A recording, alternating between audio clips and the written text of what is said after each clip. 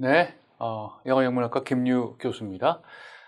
오늘은 5주차 이제 중세에서 르네상스 시대로 이동해서 가장 그 르네상스의 문화적 결실을 일찍 피웠던 꽃을 일찍 피웠던 이탈리아 르네상스부터 시작하도록 하겠습니다.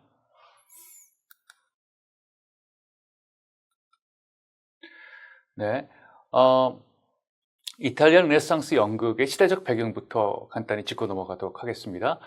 서양 문화에서 프랑스 말로 재생을 의미한 르네상스는 1453년 오스만 투르크에 의해서 비잔틴 제국, 동로마 제국이죠.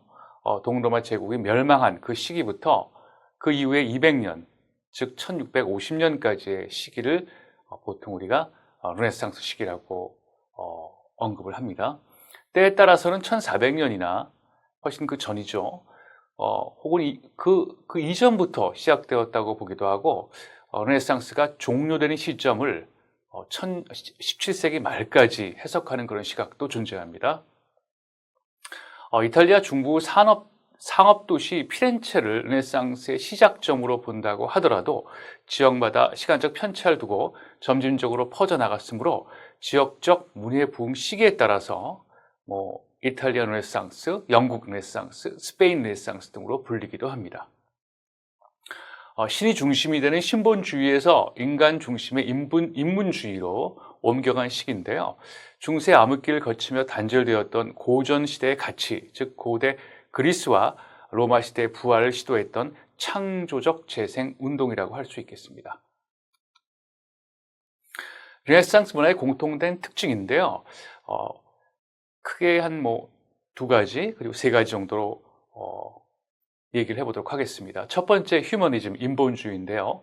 인류의 가치와 미, 지성에 대한 새로운 관심이 솟아났습니다. 두 번째 세속주의죠. 천국으로 가는 선결 조건이 아니라 그 자체의 목적으로서 도덕적, 윤리적 행위를 옹호하기 했으며 신성한 계시와는 관계없는 논리적인 사상체계에 대한 논쟁이 활발했습니다. 그리고 종교개혁인데요. 로마의 중재가 없어도 해석이 가능한 성경의 세계에 새로운 관심을 두게 되었으며 독일의 마틴 루터 등 일부 기독교인들은 성경을 독일어로 번역하고 인쇄해서 널리 전파했습니다. 또 몇 가지 더 설명을 하겠습니다. 광대해진 세계, 탐험과 발견은 지중해 넘어 대서양까지 상업 지역을 확장시켰습니다. 향상된 향예술과 도로 조건의 개선이 새로운 우편 체계와 결합되어서 운송과 통신을 획기적으로 개선했습니다. 이탈리아 도시 국가들이 부흥했다는 사실이 굉장히 중요한데요. 사상, 기술, 생산품의 교역에 있어서 국제적 중심지로 이들 도시국가들이 부상하기 시작했습니다. 1453년 콘스탄티노플이 함락되었을 때 여러 학자와 예술가들이 이탈리아로 건너와서 고대 그리스와 로마 학문을 전파하는 것이 이탈리아 르네상스의 아주 중요한 계기가 됐습니다. 인쇄술의 도입 굉장히 중요한데요. 1440년경 이탈리아에 도입된 구텐베르크 인쇄술 덕에 기록물의 해석과 모방뿐만 아니라 동방의 기록물의 신속한 복제가 가능했습니다. 자, 이제 연보표를 좀 볼 텐데요. 굉장히 복잡하게 되어 있지만 몇 가지만 간단히 살펴보도록 하겠습니다. 우선 그리스 고전 시대에 고전이 유입됐다는 사실이 굉장히 중요합니다. 그러니까 르네상스 연기의 기본적인 바탕이 되었다는 얘기죠. 아까 얘기한 것처럼 구텐베르그의 이동식 인쇄술 이 시기에 개발이 됐고요. 나중에 이제 조금 언급이 되겠지만 이제 콜럼버스의 대서양 횡단 같은 거 이렇게 이제 정치 사회적인 사건이 있었습니다. 문화, 예술적인 측면에서 우리가 본다면요. 나중에 이제 이탈리아 르네상스 연기의 굉장히 훌륭한 기본적인 토대가 되었던 무대 배경이라든지 장치 같은 것에 토대가 되었던 로마 시대 때 비트루비우스의 건축학이 번역에 대해서 소개되었다는 사실도 굉장히 중요합니다. 세를리오도 마찬가지죠. 무대 배경을 혁신시킨 원근법을 처음으로 도입해서 이것도 굉장히 중요한 연극적인 측면에서 본다면 연극적 사건이었습니다. 자, 여기 보게 되면요. 중세 시대가 이렇게 돼가지고 16세기쯤 정도에 끝나게 되죠. 이미 이탈리아에서는요. 중세가 채 끝나기도 전에 벌써 이제 15세기죠. 시작이 되고 있었습니다. 르네상스가요. 그래서 이탈리아 르네상스는 훨씬 이전, 그러니까 다른 나라들의 어떤 중세 시대부터 시작을 해가지고 가장 늦게 끝났습니다. 1700년을 이제 기점으로 우리가 보통 보는데요. 이탈리아 연극의 영향이 끝나는 시점을 그 시점으로 보고 있습니다. 이 오른쪽에 이제 주요 사건들은 연극적 사건들입니다. 나중에 우리가 하나씩 다 짚어보겠지만, 이탈리아의 그 극장, 그렇죠? 테아트로 올림피크라든지 또 나중에 살펴볼 테아트르 파르네세, 굉장히 중요한 의미를 갖고 있는 극장입니다. 그것이 완공된 시기가 여기 되어 있고요. 또 이탈리아의 코미디의 하나의 획기적인 장르였던 코미디아 델라르테가 바로 이제 이 시기 17세기 중반부터 시작이 되었습니다. 그리고 나중에 설명한 폴 앤 체리 시스템을 해가지고요. 이건 역시 무대 장치, 배경에 대한 설명입니다. 그 시스템이 바로 이제 비슷한 시기에 확립이 되었습니다. 자, 연극사와 문화 정치사 얘기가 굉장히 이제 복잡하게 보이는데요. 이 중에서 한두 가지만 짚고 넘어가도록 하겠습니다. 아까 잠깐 얘기했던 비트루비우스의 건축학 출간, 이것이 아까 연극적 발전에 굉장히 중요한 토대가 됐다고 했죠. 1486년경이었고요. 자, 코메디아 델라르테가 절정이 맞이한 것, 1550년에서 1650년 100년간인데요. 또 굉장히 중요한 시기적 상황입니다. 그리고 아까 얘기한 것처럼 테아트로 올림피크 건축 가장 오래된 르네상스 시기 극장입니다. 자, 문화정치사는 뭐 단테가 사망했던 시기입니다. 그렇죠?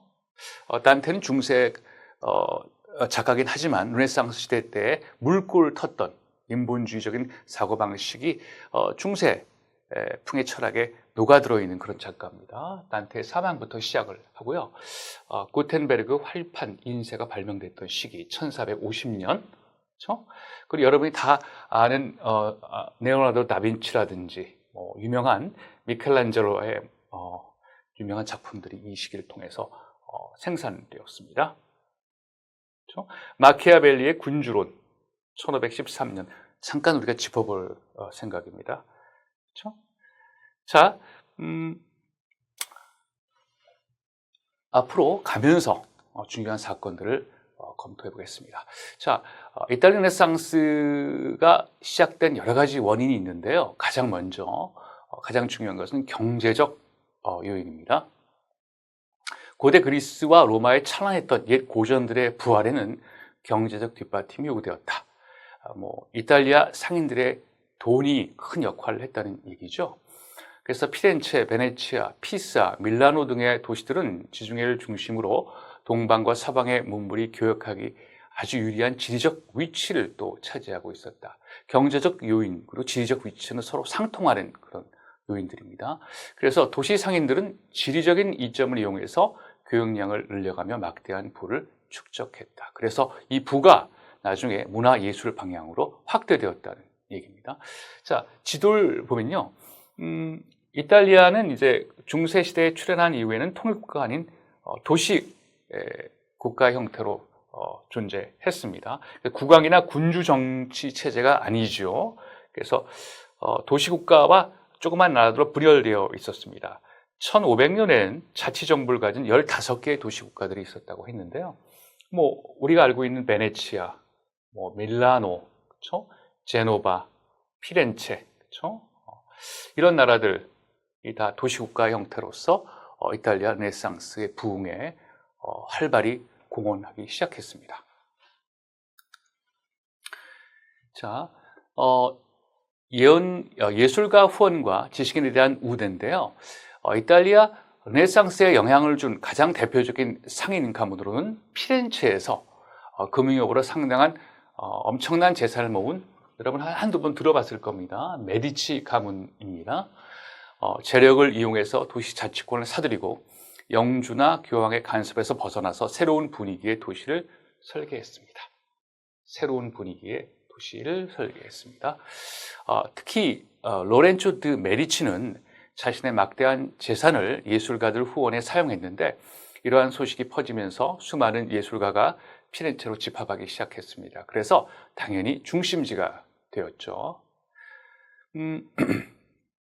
이들이 이렇게 그 예술을 후원하게 된 여러 가지 이유 중에 하나는요, 이들 자신은 중산층 계급이었고 귀족들과 비교해서 지식과 교양 측면에서 열등감을 가지고 있었습니다. 따라서 그 열등감을 해소하기 위한 이유로 자식에 대한 교육열이 심화되었죠. 그래서 이탈리아에 능력 있는 선생들을 모이게 했고, 사회적으로도 지식인에 대한 우대는 이탈리아 르네상스를 발전시키는 한 가지 요인이 되었습니다. 자, 고대 그리스와 로마의 철학과 문학이 이제 이탈리아의 르네상스가 꼽히게 되는 가장 근본적인 토대가 됐죠. 그리스와 로마의 고전이 이탈리아에 전해질 수 있었던 것은 비잔틴 출신, 동로마, 그렇죠? 동로마 출신 학자들 때문이었다. 1453년 비잔틴 제국이 셀주크 트리크와의 전쟁 조짐을 보이자 비잔틴 학자들은 그리스 로마의 고전 문헌들을 가지고 전쟁을 피해서 이탈리아로 넘어왔다. 이때 학자들뿐만 아니라 기술자들이 이탈리아로 대거 유입하면서 이들이 가져온 책과 기술이 르네상스의 초석이 되었다. 이 시기와 비슷하게 때마침 개발된 인쇄술은 구텐베르크죠. 그리스와 로마의 고전들이 출판되고 고전 연구가 활발해지는 결정적인 계기가 되었다. 자, 우리가 이제 중세 시대 때 십자군 전쟁 얘기를 우리가 지난 시간에 언급을 한 적이 있습니다. 중세 후기에 들어가면요, 십자군 전쟁 이후에 교회 영향력, 교황이라든지 이런 교회 영향력이 급감하게 되었고요. 반대로 왕과 군주들의 힘이 강화되었습니다. 그래서 이탈리아 르네상스 시대 때는 이런 왕과 군주들의 통치력을 유지하는 수단에 대한 여러 가지 철학적인, 정치학적인 그런 저서들이 나왔는데요. 그 중에 하나가 마키아벨리의 사상입니다. 과학적인 시각으로 정치학을 파악을 했죠. 그래서 마키아벨리가 쓴 군주론은 이제 현실 정치의 핵심을 보여주고 있습니다. 마키아벨리는 군주들에게 사자와 같은 용맹함과 여우와 같은 교활함을 갖출 것을 주문했습니다. 그 밑에 마키아벨리의 얘기를 말을 직접 인용해 보겠습니다. 군주는 자신의 국가와 백성들을 보호하기 위해서라면 필요한 모든 일을 해야만 한다. 심지어 그것이 다소 비윤리적이라 하더라도 강행해야만 할 것이다 라고 얘기했습니다. 상당히 많은 힘이 그 당시 군주들에게 몰려 있었음을 알 수가 있습니다. 자, 르네상스 시대를 우리가 또 검토해 보면 그 중에 이제 새로운 발명이나 발견이 굉장히 많이 벌어지고 일어났던 시기라고 볼 수가 있습니다. 자, 그 중에 이제 문학에 초점을 한번 두어보겠습니다. 아까 잠깐 얘기했던 단테의 신곡이죠. 지옥과 연옥, 천당을 오가는 여정을 그린 작품을 자국어로 집필했습니다. 신에 대한 인간의 올바른 믿음, 특히 인간의 선택과 자유의지의 문제를 다뤘다는 것에서 중세이긴 하지만 인본주의적 르네상스로 넘어가는 그 씨앗이 그 안에 태동되어 있었다고 볼 수가 있습니다. 또 최초의 인문주의자라고 보통 우리가 얘기하는 페트라르카죠. 이탈리아 시대 때 인문주의자이자 작가입니다. 시인이기도 했죠. 이 사람 얘기는 시대 종복이 아닌 인간의 존엄성을 강조했습니다. 그리고 고대 그리스 로마의 고전 연구를 역설했죠. 자, 보카치오 여러분 아마 들어본 적이 있을 겁니다. 데카메론이죠. 100개 넘는 이야기들을 쭉 모아서 만든 그런 작품인데요. 성적으로 굉장히 좀 도발적인 그런 내용도 굉장히 많이 있는 그런 책인데, 이 데카메론이라고 하는 작품 속에서 신 중심에서 이제 인간 중심의 인간의 욕망을 솔직히 표현하고 있다는 점에서 인본주의적인 그런 요소가 잘 묘사되어 있는 작품입니다. 보카초의 데카메론 역시 르네상스식의 전형적인 작품이라고 볼 수 있습니다. 탐험은요, 콜럼버스와 같은 탐험가들의 시대죠. 대항해 시대, 항해술의 발달로 부를 축적하게 됐고요. 또 신대륙의 발견으로 해서 인식의 지평이 확장된 시기였습니다. 과학은요, 아까 얘기했던 것처럼 인쇄술의 발달, 구텐베르크의 활자죠. 그리고 성직자와 부유층의 전유물이었던 지식이 바로 이 인쇄술을 통해서 대중에게 전파되는 중요한 계기가 됐습니다. 자, 코페르니쿠스와 그리고 갈릴레오 등에 의해서 지동설이 주장이 되었죠. 자, 인본주의적 측면에서 본다면 그리스, 로마 시대의 고전을 연구하고 가르치는 인본주의가 핵심적 요소였고요. 문법, 수사학, 시, 역사, 도덕, 철학을 공부했습니다. 신학은 이제 중심에서 밀려났습니다. 자, 이 짧은 동영상에서는요, 이탈리아의 르네상스의 시작과 끝, 한 5분 정도 되는 길인데요. 아주 축약을 했습니다. 어떻게 시작됐고 어떻게 끝났는지 잠시 감상해 보도록 하겠습니다. Toward the end of the 14th century, Italian intellectuals began to declare that Italy and much of Europe had transitioned into a new age of human awareness. Gone were the brutish and unenlightened Middle Ages, replaced by a period of rebirth and growth in literature, art, culture, and science. Spanning into the 17th century, during the period, Renaissance thinkers shared a common theme book, most notably a new humanistic belief that man was at the center of his own universe. 15th century Italy was unique to Europe, with each city-state practicing its own and quite diverse forms of government. Considered the birthplace of the Italian Renaissance, Florence was an independent republic whose merchants and banking interests were third in Europe behind London and Constantinople. Wealthy Florentine businessmen gave financial support to artists and intellectuals, which allowed their recipients to create new art and ideas without the pressing need for ordinary employment. They traveled around Italy and the continent, finding new appreciation in ancient Greek and Roman texts, all the while shunning the Holy Roman Church in exchange for humanism. Many focused their energies on the laws of nature and the physical world around them, prompting artists such as Leonardo da Vinci to create detailed scientific studies on such diverse subjects as flying machines, submarines, and human anatomy. During the Renaissance, scientist and mathematician Galileo studied a broad range of subjects, from gravity to astronomy, discovering that the Earth and other planets in the solar system circled the Sun rather than the Earth-centric model preached by the Catholic Church. For his heresy against the teachings of Christianity, Galileo was arrested under threat of torture and death, yet he refused to recant or give in to the Church's dogmatic misconceptions.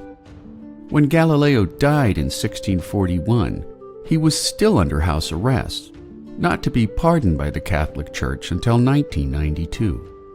Nearing the end of the 15th century, Italy was besieged by a steady procession of wars, as England, France, Spain, and the Holy Roman Emperor vied for control of the wealthy peninsula. At the same time, the Catholic Church became mired in scandal and corruption, diverting public attention to its misdeeds with a long and violent crackdown on religious dissenters. In 1545, the Council of Trent officially imposed the Roman Inquisition, which increased the prosecution of heretics while bringing about an abrupt end to humanism and the Italian Renaissance. 르네상스 예술 쪽에서 가장 커다란 특징 중에 하나가요. 이제 물론 종교적인 주제가 이제 세속화됐다고 볼 수가 있습니다. 그래서 몇 가지 살펴보도록 하겠습니다. 예술가들을 통해서요. 첫 번째, 일상적인 모습의 표현, 인간적이지만 일상적인 모습, 더 이상 신 중심이 아니죠. 유아의 소개, 그리고 굉장히 중요한, 이것이 이제 결국 나중에 무대의 배경에 굉장히 결정적인 역할을 하게 되는 요소인데, 원근 화법, 퍼스펙티브의 도입. 이것이 이제 르네상스 예술의 굉장히 중요한 측면이라고 볼 수가 있겠습니다. 여러분이 다 들어본 바 있는 유명한 3대 화가 레오나르도 다빈치, 미켈란젤로, 라파엘로가 이 시기에 활약을 했고요. 중세의 대표적인 작가 지오토는 중세의 대표적인 작가죠. 이 사람의 옥좌의 성모, 그러니까 옥좌에 앉은 성모란 뜻이죠. 마돈나 앤 차일드 인 머제스티라고 하는 작품인데요. 이 작품과 레오나르도 다빈치의 최후의 만찬 그림을 한번 비교해 보겠습니다. 그 이유는요, 지오토는 역원근법으로 자기의 종교적인 주제를 그린 반면에 르네상스 화가들은요, 다빈치 같은 원근법을 통해서 작품을 제작했습니다. 그 차이를 한번 보시죠. 자, 역원근법은 원근법이 사용되지 않은 겁니다. 그렇죠? 오히려 반대가 되겠죠. 이 아까 얘기한 것처럼 옥좌에 앉은 성모 지오토의 그림에서는 자, 재미있게도 가운데 있는 성모죠. 성모의 모습이 제일 크게 나타나고 있습니다. 아마 거리상으로는 뒤쪽에 위치하고 있는 것 같은데 가장 중요한 인물이다. 가장 중요한 인물을 가장 크게 강하게 그리는 것이 역원근법이죠. 중세시대 때 전형적인 특징입니다. 지오토는 이런 방식으로 가장 중요한 성모의 그림을 가장 크게 그렸습니다. 원근법이 무시된 거죠. 그렇죠? 작게. 앞에 원래는 더 이제 컸어야 되는 인물이. 자, 반대로 원근법 그림을 볼까요? 다빈치의 최후의 만찬에서 자, 소실점이 이제 바로 예수님의 이마, 얼굴 쪽으로 지금 모여들고 있습니다. 그렇죠? 이런 소실점, 단일한 소실점을 통해 가지고 원근법이 창출이 되는 거죠. 그래서 전형적으로 가장 훌륭하게 원근법을 그림에 적용한 다빈치의 최후의 만찬 그림을 지금 보고 있습니다. 너무나 차이가 나죠? 자, 신중심, 그렇죠? 그리고 인간 중심, 시대 상황 전환에 따른 예술 작품의 변화라고 할 수가 있겠습니다. 자, 이탈리아 르네상스 연극으로 한번 이제 조금 집중을 한번 해서 들어가 보도록 하겠습니다. 연극은요, 회화, 조각, 건축 등에 의해서 상대적으로 더디게 발전했습니다. 그 이유는요, 그렇죠. 연극은 총체적인 종합 예술이기 때문에 그렇습니다. 이런 모든 요소들을 이용하는 연극은요, 상대적으로 다른 요소들이 다 발전하고 난 다음에 그걸 따라가는 형식으로 발전이 되었죠. 이탈리안 르네상스와 이탈리안 르네상스 연극은 시기적으로 약간의 차이가 발생합니다. 다른 말로 얘기하자면 이탈리안 르네상스가 더 먼저 시작이 됐고요. 이탈리안 르네상스 연극은 조금 있다가 더디게 출발했습니다. 문화, 사회 전반에 걸친 변혁의 일환으로 이탈리아 연극은 1550년부터 1650년 사이에 급격한 변화를 겪었다. 중세의 예술적 기반이 무너진 상태에서 새로운 상상력을 발휘하기보다는 그리스나 로마의 그 형식과 플롯을 모방해서 문화예술을 부흥시키는 데 관심이 있었다. 그렇죠? 처음부터 아주 새로운 그런 상상력으로 새로운 어떤 예술의 세계를 열기보다 이미 존재하고 있었던 그리스와 로마의 극 형식을 빌려왔다는 얘기입니다. 자, 그리스와 로마 연극의 극 형식과 플롯을 규칙화해서 이탈리아 연극에 적용했으며 이후 200년간 유럽 연극에 지대한 영향을 미칩니다. 자, 17세기 프랑스는 나중에 공부를 하게 됐는데요. 우리가 17세기 프랑스의 신고전주의라고 하는 제목 하에서 공부를 하게 될 겁니다. 이때 프랑스는요, 이탈리아 연극의 엄격한 규칙들을 선호했습니다. 계승했죠. 그래서 그리스와 로마의 고전주의를 계승해서 신고전주의로 나갔습니다. 반면에 영국과 스페인, 나중에 영국과 스페인의 르네상스 황금기를 우리가 공부하게 될 텐데요. 이때는 이러한 규칙을 무시하고 독자적인 르네상스 연극을 전개했습니다. 이태리의 영향은 직접적으로 프랑스 신고전주의에 영향을 미쳤고요. 당연히 영국과 스페인에도 영향을 미쳤지만 영국과 스페인은 다소 독자적인 길을 걸었다. 이거는 나중에 17세기 신고전주의나 영국, 스페인의 르네상스를 공부를 할 때 구체적으로 설명할 예정입니다. 자, 연극 예술의 주요한 변혁 몇 가지 짚어보고 들어가겠습니다. 첫 번째, 굉장히 중요한데요. 환영주의, 일루저니즘. 다른 말로 이 환영주의는요, 환각주의. 그렇죠?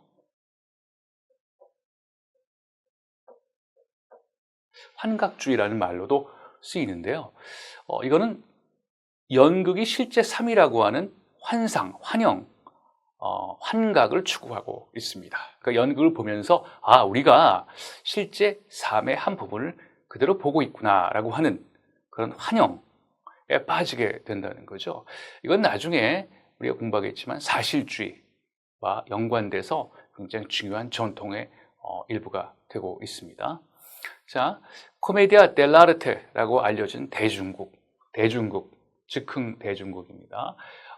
코메디아 델라르테는요, 이 시기에 발전하고 나중에 유럽의 희극의 굉장히 중요한 하나의 바탕이 됩니다.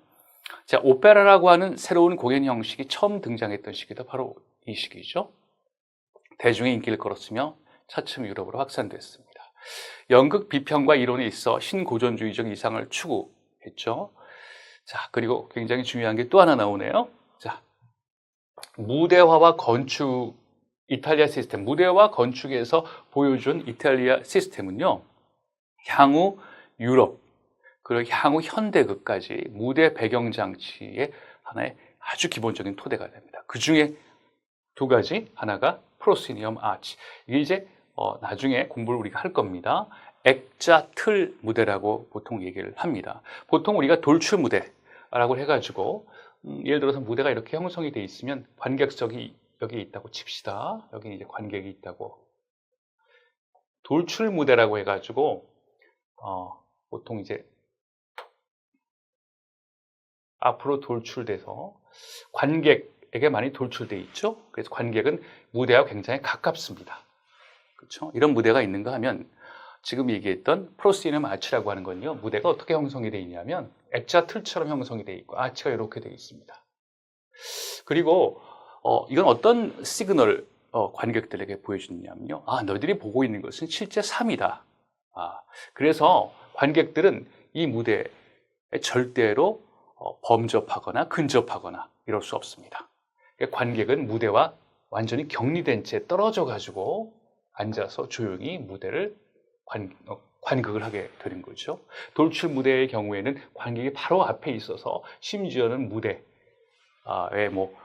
기대고 섰다거나 아니면 무대에서 배우들에게 말을 건다거나 사실 이런 일이 굉장히 많았습니다. 르네상스 시대 때 영국 무대에서 그랬는데요.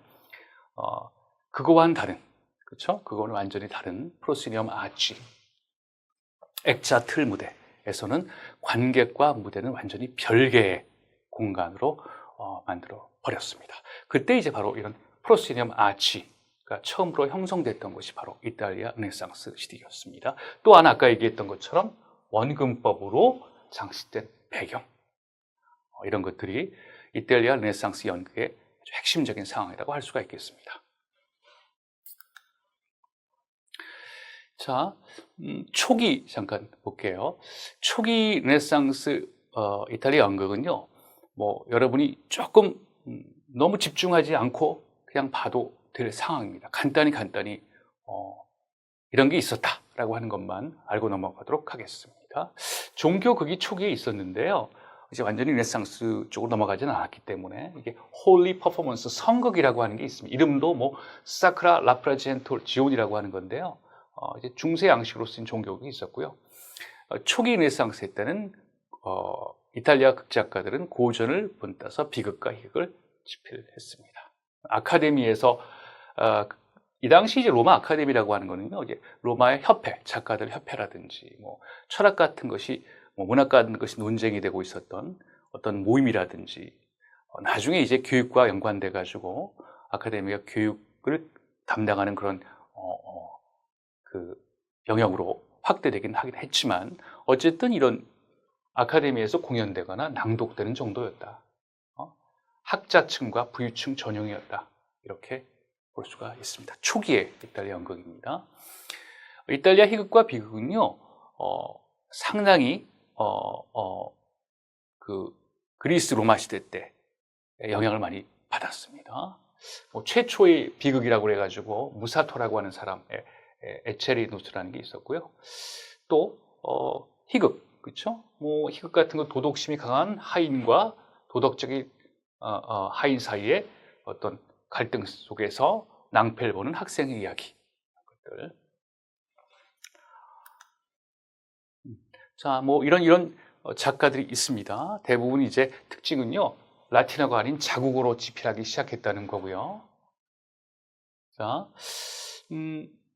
여러 작가들이 보이죠? 요것만 알면 됩니다. 로마 신희극에서 인기를 끌었던 플롯과 기법을 차용했다. 그렇죠? 희극은요, 로마 신희극을 답습했다라고 하는 사실. 자, 이런 작가들 보세요. 아리오스토라고 한 작가는 이제 신희극, 플라우투스 로마 시대 때 그걸 습작했고요. 트리시도라고 하는 것은 이제 비극 작가입니다. 그리스 비극을 습작했고, 친티오라고 하는 것은 세네카의 멜로드라마를 습작했고, 이런 방식으로 희극이든 비극이든 모두 다 그리스나 로마 시대 때, 이전 시대 때 작품들을 하나의 본보기로 삼아서 이탈리아 초기 연극이 발전해 나가기 시작했습니다. 자, 요거는 조금 우리가 검토하고 넘어갈 부분인데요. 이렇게 고전 영향 속에서 식자층을 위해서 발전했던, 많이 공연되지도 않았던 초기 초기 이태리 연극 속에서 인기 장르가 한 2개 정도가 있습니다. 이 인기 장르는요, 고전의 영향을 받았습니다. 하나가 인테르메초라고 하는 거하고, 또 하나가 페스토랄, 저는 목가극이라고 하는 건데요. 인테르메초는 말 그대로 막간극입니다. 그렇죠? 극이 시작하고, 원래 보는 극이 시작하고, 잠깐 쉬었다가 다시 시작하는 그 중간에 공연되는 막간극이죠. 그러니까 정규극의 막간을 이용한 겁니다. 보통 신화에 대한 얘기였고요. 그렇다고 해서 막간극은 정규극과 정 상관없는 내용의 연극을 공연했냐? 그렇지 않습니다. 주제적인 측면에서 어쨌든 간에 정규극과 관련되어 있는 그런 연극이었습니다. 궁중연희로부터 발전됐고요. 1600년대에 들어 사라졌습니다. 전원 목각은 페스토랄인데요. 재미있는 사항이 그리스 사티로스 극을 모방했습니다. 아마 여러분 기억이 날 거예요. 그리스 사티로스 극이라고 하는 것은 보통 비극 작가가 한 3개 정도의 자기의 비극을 공연하고, 그리고 동일한 작가에 의한 사티로스, 일종의 이제 희극이죠. 희극이 따라왔다. 그 뒤에 공연되었다라고 우리가 공부한 적이 있습니다. 사티로스 극은요, 희극이고 대체로 음란하고, 그리고 굉장히 시끄럽고 이런 외설적이고 그런 연극이었죠. 그런데 이때 그 이탈리아 시대 때 저는 목각은 좀 다릅니다. 연인간 로맨스고요. 주인공은 목동이고 외설스러운 내용은 아니었다. 그리스 시대 때 사티로스와는 좀 다르죠. 그래서 연인들이 고난을 극복하고 해피엔딩을 맞는 그런 내용이었다. 그렇죠? 그래서 희비극이라고 지칭하기도 했다. 자, 이 2가지 인테르메초, 막간극과 전원 목가극이 인기 있는 장르였다. 자, 가장 유명한 이탈리아 초기의 전원 목각 중 하나가 아민타라고 하는 작품인데요. 타소라고 하는 사람의 대표작입니다. 줄거리 잠깐 읽어볼까요? 목동인 아민타는 실비아를 사랑하지만 실비아는 그를 사랑할 수 없는 처지다. 심지어 아민타가 사악한 사티로스로부터 실비아를 구출해 준 후에도 그녀는 아민타의 사랑을 거절한다. 시리에 빠진 아민타는 실비아가 사자에 물려 죽었다는 거짓 비보를 듣고 스스로 벼랑 끝에서 자살을 한다. 연인이 이제 죽었다는, 사자에 물려 죽었다는 소식 듣고 자기가 자살하는 거죠. 아마 여러분 셰익스피어의 로미오 앤 줄리엣을 벌써 생각하는 그런 학생들이 있을지도 모릅니다. 자살 소식을 듣고 감동한 실비아는 그를 위해 성대하게 장례식을 올려주고 자신도 그를 따라 자살할 듯한 암시를 준다. 그러나 마지막 장면에서 실비아는 아민타가 벼랑에서 떨어질 때 숲 덤불에 걸려 구사일생으로 살았다는 전가를 듣는다. 결국 아민타는 사랑하는 실비아의 키스로 되살아나게 된다. 해피엔딩으로 끝나는 거죠. 로미오 줄리엣과는 좀 차이가 있습니다.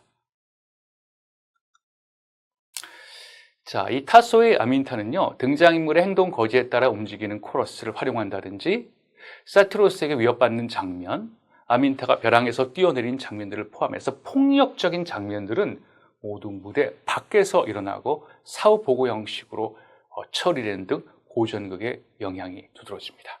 그렇죠? 우리가 이렇게 폭력적인 것은 그리스 헬레니즘 시대 때 무대 위에서 보여주지 않는다고 그랬죠. 그래서 에키클레마라고 하는 널판, 바퀴 달린 널판 이용해가지고 죽은 사람의 시체를 잠깐 보여주고 다시 집어넣는다는 식으로 폭력적인 장면이 무대 위에서 구현되지 않는 것을 원칙으로 했습니다. 그런 고전극의 영향이 지금 두드러진다는 얘기죠. 자, 사진은 타소의 전원 목각을 현대화해서 버틀러 대학에서 이제 학생들이 공연을 하는 거죠. 원래 이렇게 특히 이탈리아 초기의 희극은 공연되는 경우가 굉장히 드뭅니다. 오페라 얘기를 잠깐 할게요. 이탈리아 르네상스 시대의 연극 형식 중 현존한 유일한 장르입니다. 현존한 유일한 장르죠. 16세기 말 피렌체 아카데미에서 탄생됐고요. 17세기 중엽 베네치아의 여러 개의 오페라 전용 극장이 건축됐습니다. 드라마의 음악을 가미해서 그리스 비극의 새로운 장르를 창조해냈습니다. 우리가 오페라라고 하는 게 있고 뮤지컬이라고 하는 게 있는데요. 차이는 그렇죠. 오페라는 음악이 주가 됩니다. 오페라는 음악이 주가 되고요. 그렇죠? 뮤지컬은 반대입니다. 드라마가 주가 되면서 음악이 가미된 그렇죠? 그래서 오페라에서는 작곡가가 중요한 위치를 차지하게 됩니다. 그래서 뭐 우리가 오페라 돈주마니 이렇게 보통 하게 되면은 이게 모차르트의 작품이라고 기억을 보통 하지. 이 사람이 이걸 쓴 작사자가 로렌조 다 폰데라고 하는 것을 아는 사람은 굉장히 드물죠. 자, 17세기 이후 오페라는 이탈리아는 물론 프랑스, 독일, 영국을 비롯한 유럽 전역으로 확산되었다. 오페라의 핵심 용어들 잠깐 짚고 넘어가겠습니다. 리브레토, 오페라의 대본을 얘기합니다. 그렇죠? 자, 오페라는 뭐가? 음악이 주가 된다. 그렇죠? 이 대본은 그래서 음악의 종속적인 요소가 되는 거죠. 아리아, 오케스트라 반주에 맞춘 독창이죠. 그렇죠? 이제 듀엣, 트리오, 콰르테토는 각 2중창, 3중창, 4중창 이렇게 되는 거죠. 레치타티보는 대화식으로 노래를 주고받는 것을 레치타티보라고 얘기를 하고 있습니다. 17세기에는 프랑스인들이 자기의 취향에 맞게 맞춘 프랑식 오페라로 개량이 되었습니다. 그렇죠? 어떤 방식으로 개량이 됐냐면 대본이 좀 더 명료해지고요. 발레까지 가미가 됐습니다. 이제 17세기 프랑스 신고전주의 때 오페라가 어떤 방식으로 변형됐는지를 보여주는 요소죠. 자, 그림 보게 되면 17세기 오페라가 얼마나 화려하게 무대 위에서 공연되었는지를 우리가 볼 수 있는 사파들입니다. 엄청나죠?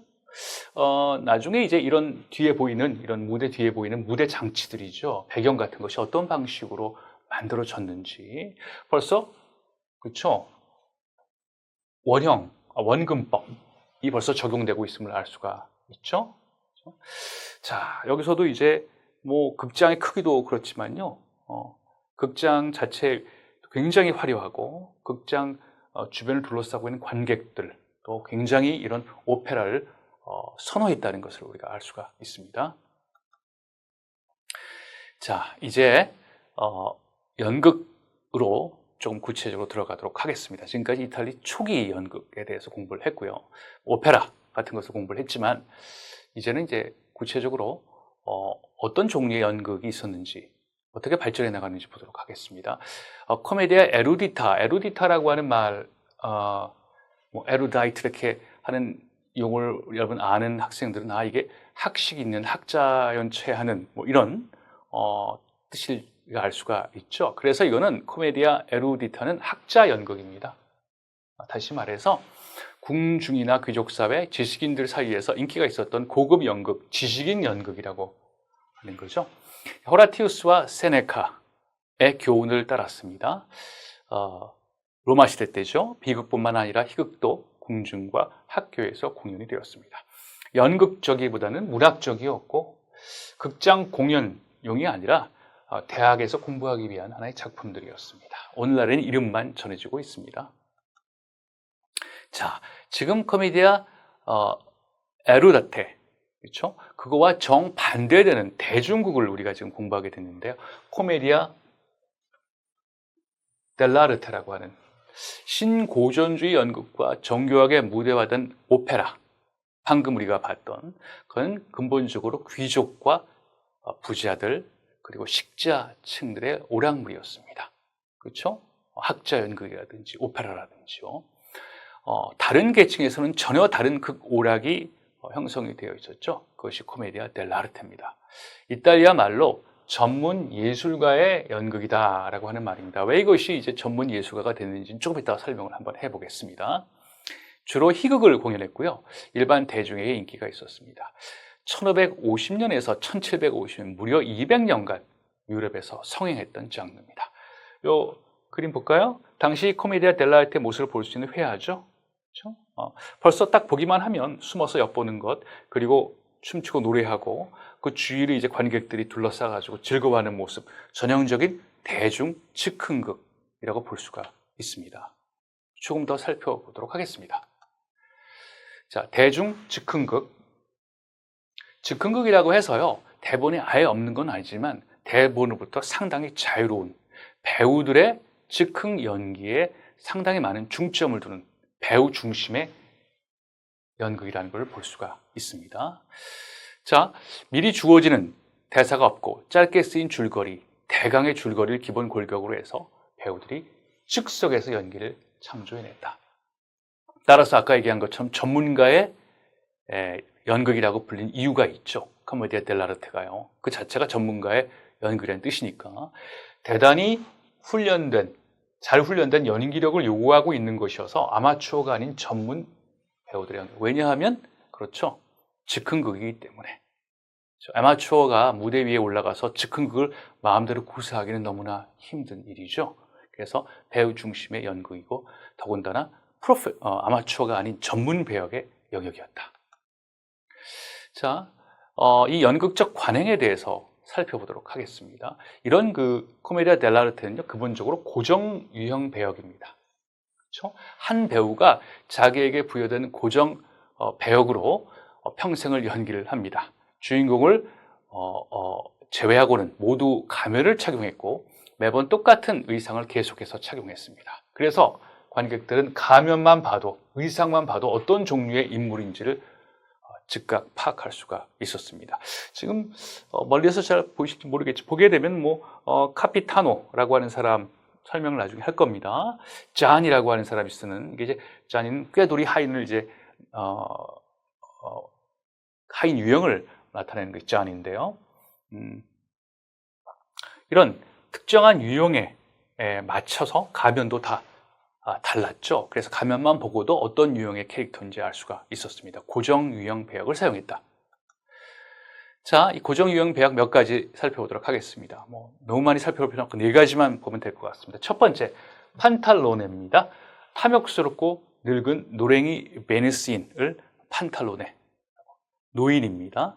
그리고 카피타노는요, 군인입니다. 그런데 허풍만 떠는 그런 겁쟁이 군인입니다. 그렇게 지금 보이나요? 그렇죠? 칼을 차고 있고, 그렇죠? 그러니까 실질적으로 용기는 없고 말로만 허풍만 떠는. 그리고 도토레가 있는데요, 학자입니다. 학자. 근데 이리저리 참견하긴 좋아하고 근본적으로 어리숙한 그런 유형. 그리고 자니, 뭐 굉장히 많이 흑역적인 인물로 많이 나오는데요. 꾀돌이 하인 역할을 하고 있습니다. 그러니까 배역에 따라 정해진 옷과 가면이 있어 관객들이 인물을 식별하기에 굉장히 용이했습니다. 그래서 코메디아 델라르테는 이러한 고정 유형 배역을 이용했다. 꼭 기억해 두기 바랍니다. 라치라고 하는 말이 있는데요. 이 라칭이라고 하는 것은 한마디로 얘기해서 이런 그렇죠. 관행적으로 사용되는 대사들이나 어떤 제스처, 행동 등을 라치라고 얘기합니다. 그러니까 고정된 그 대본은 없었지만 이런 배우들이 그래도 고정적으로 일반적으로 무대 위에서 자신들이 하는 대사, 관행적인 대사, 행동 같은 것은 있었죠. 그것을 라치라고 부르는 겁니다. 그 이유가 그렇게 했기 때문에 즉흥 연기가 수월했다는 거죠. 무조건 맨 땅바닥에 헤딩하는 그런 건 아니었다는 거죠. 그러니까 배우들은 코메디아 델라르테에서 흔히 사용되는 즉흥적인 코믹 대사와 이런 행동, 음악, 등장과 퇴장 시 대사들을 관행으로 사용했다. 그렇죠? 그래서 노래와 춤, 넓은 의미의 신체적 유머, 이게 이제 신체적 유머를 이제 라치라고 얘기하는데 관행적으로 사용되는 신체적 유머. 그래서 관행화된 우스꽝스러운 동작들로 채워지고 있다. 때론 이 라치는 이 동작 자체가 묘기에 가까울 정도이기도 했다라는 거죠. 그래서 관객들은 이때쯤 되면은 라치가 나오겠구나. 저런 방식으로 우스꽝한 동작을 하겠구나. 특정한 등장인물에 의해서 이런 것들을 다 알고 있었습니다. 기대하고 있었다는 거죠. 자, 예를 한번 들어볼까요? 자, 이것도 라치입니다. 기대되는 어떤 그 연극적 관행, 뭐 신체적 유머 이런 거죠. 어떤 인물이 모욕을 당하지만 손에 물건이 가득 있어서 모욕한 사람을 발로 때린다. 뭐 물건을 잡고 있으니까요. 어떤 인물은 와인잔을 들고 있다가 쏟지 않고 공중제비를 돈다. 이런 것들 관행적으로 하는 제스처입니다. 여러 번 구사가 되고 또 기대했던 것처럼 그대로 구사가 되지만 관객들은 즐거워하는 거죠. 또 하나 한번 볼까요? 어떤 관행적인 어떤 행위, 연출 공식이 있었는지. 얼굴과 몸매가 너무 아름다운 한 여인의 소문을 전해드린 판탈로네. 판탈로네 아까 얘기했죠? 수전노 노인입니다. 욕심 많은. 이 여인을 감원 이술로 유혹. 이때 자신이 차고 있던 목검이 바지 가장이 사이로 불쑥 솟아오르며 판탈로네의 흑심이 관객에게 들통나는 우스꽝스러운 장면. 이런 라치가 있었다. 자, 이건 좀 다른 거겠지만 이 판탈로네가 세레나데를 부르는 장면입니다. 아까 얘기한 것처럼 이제 신체의 한 부위, 그렇죠? 그런 것들이 이제 실제로는 목검이 튀어나오는 그런 장면이겠지만 이런 것들은 관객들의 폭소를 자아내고 또 이 캐릭터의 성격과 특징을 적나라하게 보여주는 그런 라치라고 할 수가 있겠습니다. 코메디아 델라르테의 공연 관행에 대해서 우리가 계속 공부를 하고 있는데요. 사실 우리가 코메디아 델라르테를 보게 되면 오늘날의 슬랩스틱하고 굉장히 유사하다는 것을 알 수가 있습니다. 그러니까 슬랩스틱의 굉장히 오래된 하나의 그 조상이 근본적인 조상이 코메디아 델라르테라는 거죠. 그렇죠? 왜냐하면 오늘날의 슬랩스틱은 신체적 희극 장면을 어떻게 연출한 그런 희극을 뜻하는 거지 않습니까? 그렇죠? 어떤 게 있는지 한번 더 볼까요? 할레퀸이라고 하는 유형은요, 누더기로 기운 자켓을 입고 다니고, 노토레 아까 얘기했죠? 이리저리 참견을 많이 하지만 어리숙한 학자, 노토레는 학자니까 학사복을 입고, 판탈로네는 가면에는 매브리코가 특징이다. 이렇게. 재미있는 거는요, 이 코메디아 델라르테는 젊은 주인공 연인이 그 핵심에 등장하는데 이들은 가면을 착용하지 않았습니다. 그렇죠? 이 이유에 대해서는 뭐 젊은 주인공 연인들은 뭐 주인공이기 때문에 얼굴을 보고 싶어서 그런지는 몰라도 아까 얘기했던 고정적 전형적인 유형에는 속하지 않습니다. 오히려 이제 이 그 델라르테 희극의 핵심적인 요소는 아까 얘기한 것처럼 고정 배역 유형의 캐릭터라는 거죠. 자, 이제 목검을 이용해서 우스꽝스러운 포즈를 취하고 있는 배우죠. 아까 목검을 이용해서. 그렇죠? 코메디아 델라르테 극단이 있었습니다. 극단 구성을 한번 살펴보도록 하겠습니다. 성공한 코메디아 극단은요, 자, 이게 대중 즉흥극입니다. 뭐, 나라에서 지원, 뭐, 도시에서, 자치도시에서 지원하는 이런 게 아닙니다. 자, 성공한 코메디아 극단은 대부분 가족 단위로 조직이 되어 있었고, 이 극단 이름은 재미있습니다. 어떤 극단은 이 젤로시, 그래서 젤로스는 이제 질투란 말이고요. 피델이라고 하는 것은 충성이란 말입니다. 컨피덴테, 자신만만, 이 아치에스의 고취시킴. 이렇게 특정 단어를 사용해서 이 자신들의 극단의 이름을 붙였습니다. 자신들 극단의 특징을 반영하는 단어로 이름을 지었다는 거죠. 극단은 대체로 10명 정도의 단원으로 구성되고 7명은 남성, 3명은 여성이었습니다. 극단 운영은요, 상업적인 이익 배분의 극단으로 조직돼서 단원들은 미리 배정된 대로 수입을 나누고 귀족의 보호나 재정적 지원이 없었기 때문에, 그렇죠? 끊임없이 순회 공연을 다녀야 했습니다. 자, 이거는 이 젤로시 가족 극단인데요. 마을의 광장, 미사용 극장 공간, 부유층 상인의 저택, 귀족의 궁궐 등 다양한 장소를 무대로 해서 공연했습니다. 부르면 어디든지 가는 거죠. 자, 요 그림은요, 가장 유명한 가족 극단 중에 하나가 바로 이 젤로시, 질투라고 하는 가장 극단인데요. 왼쪽 그림은 가족 극단의 배우들이 공연한 장면이죠. 가운데 보이는 사람이 주연급 여배우인 이사벨라 안드레인입니다. 주연급 여배우죠. 그렇죠? 그리고 그녀의 남편인 프란체스코 안드레이니, 두 사람 남편이죠. 그렇죠? 이 두 사람이 젤로시 극단의 우두머리였다. 자, 이 코메디아 델라르테가 후대 연극에 미친 영향은 굉장히 큽니다. 코메디아가 슬랩스틱 얘기도 했지만요, 코미디의 고정 유형 배역들은 후세 극작가들에 의해서 세련된 모습으로 변모가 됐습니다. 우리가 이제 나중에 몰리에르죠, 17세기 프랑스 연극을 공부할 때 나오게 된 몰리에르인데요. 몰리에르의 수전노 마이저죠. 돈을 안 쓰는 사람. 이 사람, 그러니까 수전노라고 하는 작품 속에서 아르파공이라고 하는 캐릭터가 나오는데요. 마치 그 판탈론에 고스란히 답습한 듯한 그런 성격의 인물입니다. 이렇게 이제 후대 희극 작가들에 의해서 이 코메디아 델라르테의 배역, 고정 배역들이 이용이 되고 있는 거죠. 그리고 오늘날까지 20세기 전위 연극이죠. 전위 연극 극단들에게 영향을 줍니다. 자, 오른쪽 사진은요, 샌프란시스코 마임 극단의 대표라고 해서는 빌 어윈과 데이빗 샤이너, 이 두 명입니다. 이 사람이 이제 마임을 지금 하는 장면에서도 이 사람들 공연을 잘 보게 되면 이 사람들 대변하고 있는 캐릭터가 코메디아 델라르테의 고정 배역되어 있다는 것을, 고정 유형 캐릭터였다는 것을 우리가 알 수가 있습니다. 자, 이번 동영상에서는요, 이탈리아 르네상스의 연극 특징과 유형을 역시 한 5분 남짓한 시간을 통해서 잠깐 살펴보도록 하겠습니다. 지금까지 우리가 배운 코메디아 델라르테에 대한 사진과 자료 같은 것을 좀 주목해서 보시기 바랍니다.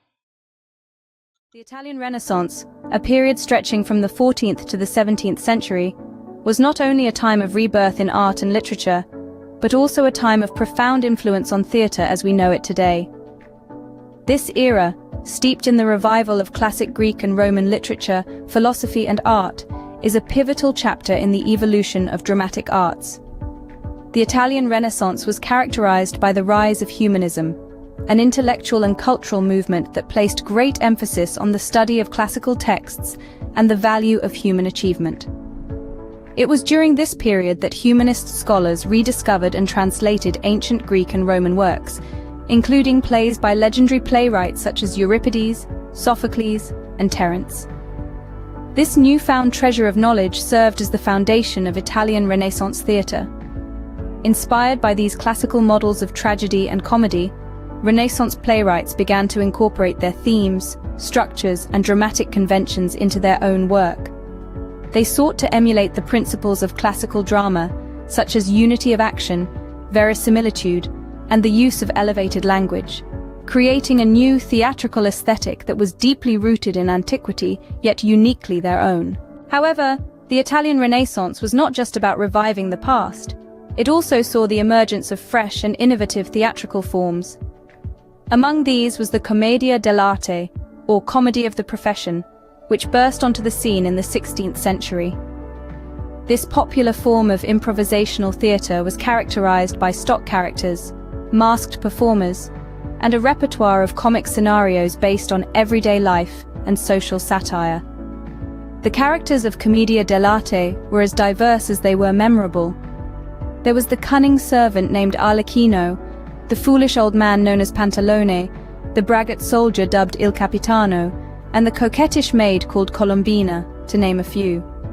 Actors would improvise dialogue and physical comedy based on these archetypal characters, creating a theatrical experience that was both spontaneous and engaging.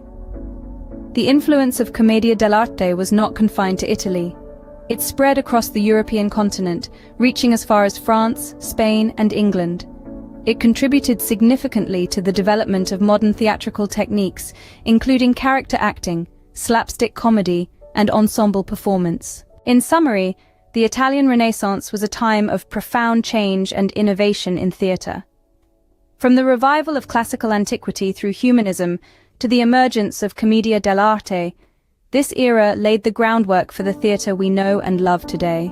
It was a period that truly exemplified the transformative power of the arts and the enduring influence of the past on the present. 이탈리아 르네상스 연극의 이제 아까 얘기했던 것처럼 굉장히 중요한 특징 중에 하나가 이제 환영주의, 환각주의라고 얘기를 했습니다.